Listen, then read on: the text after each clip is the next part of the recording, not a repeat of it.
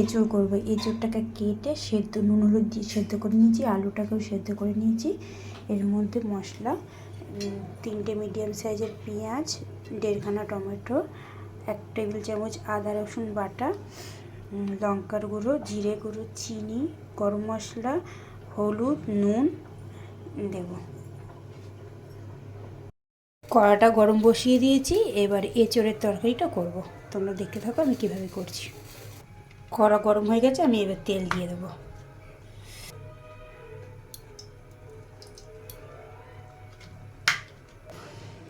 দেখো তেল গরম হয়ে গেছে, জিরে ফোড়ন দিয়ে দেবো। জিরেটা একটু হয়ে গেলে পেঁয়াজটা দেবো। জিরেটা হয়ে গেছে, আর পেঁয়াজ দিয়ে দেবো।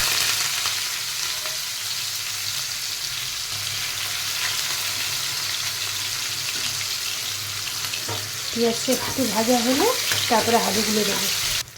পেঁয়াজগুলো একটু কালার চেঞ্জ হয়েছে, এবারে আলুগুলো দেবো। আলুগুলো দিয়ে একটু ভাজবো, তারপরে আদা রসুনের পেস্টটা দেবো।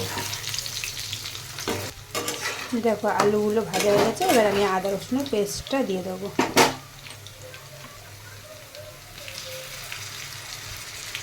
দিয়ে একটু ভাজবো, তারপরে টমেটোটা দেবো।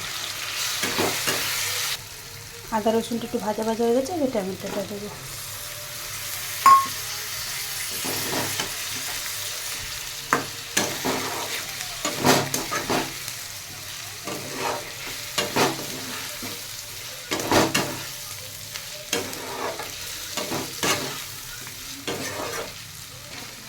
টমেটোটা দিয়ে একটু ভাজা হয়ে গেছে, এবার আমি মশলাগুলো দেবো। মশলাগুলো সব দিয়ে দিলাম। আমি একসাথে গরম মশলা দিয়ে দিই, কেন ওপর দিয়ে গরম মশলা দিলে আমার হাজব্যান্ড খেতে পারে না, গরম মশলার গন্ধ লাগে, খেতে পারে না, এই জন্য এখনই দিয়ে দিই মশলাটা। আদা রসুনের পেস্ট যে বাটি রেখেছি ওর মধ্যে একটু জল দিয়ে এর মধ্যে দেবো।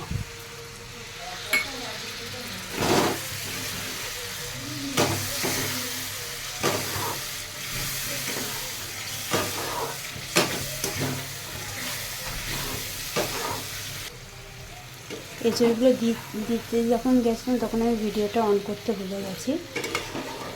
এঁচড়গুলো দিয়েছি, দিয়ে এখন ভালো করে কষবো, কষে তারপরে জল দেবো। এই দেখো কষা হয়ে গেছে, এবার আমি জল দেবো।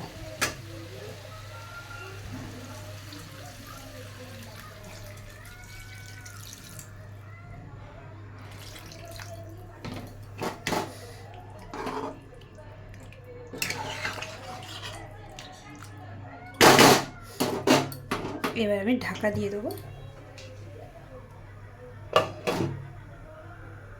একটু খুলে দেখি কতটা হয়েছে।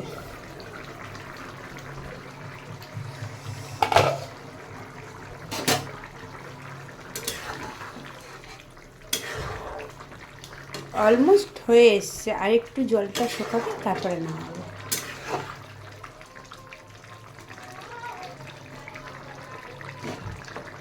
আমি কিন্তু এঁচড় আর আলু বেশি সেদ্ধ করিনি, অল্প সেদ্ধ করে নিয়েছিলাম, এখন এর মধ্যে সেদ্ধ হবে।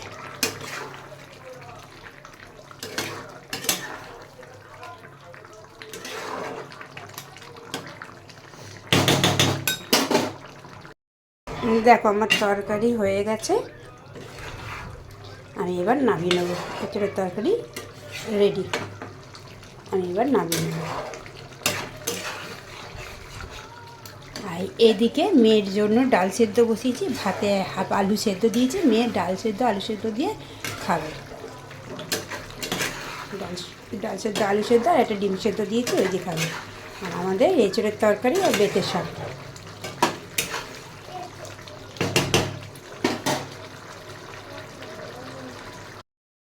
এ দেখো হয়ে গেছে।